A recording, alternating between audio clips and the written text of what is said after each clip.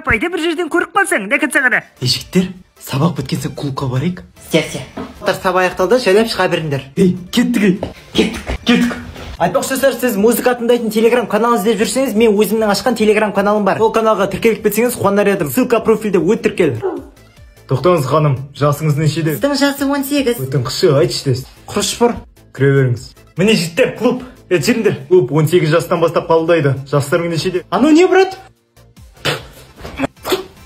Жүріңдер. Мен бар, қыздармен танысып келем. Мен де танысып келем, қыздар. О, девушка, сізбен танысуға бола ма? Менің күйеуім бар, менің 2 балам бар. Танысқым келіп тұр ма? Ойбай, кешіріңіз. Қарындас. Маған айтып тұрсың ба? Жоқ, брат, саған айтып тұрған жоқпын мен өзім. Че там? Анан қараңдар.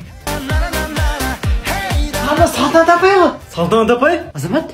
Апай клубта не істейсіз? Құрыңдар бар.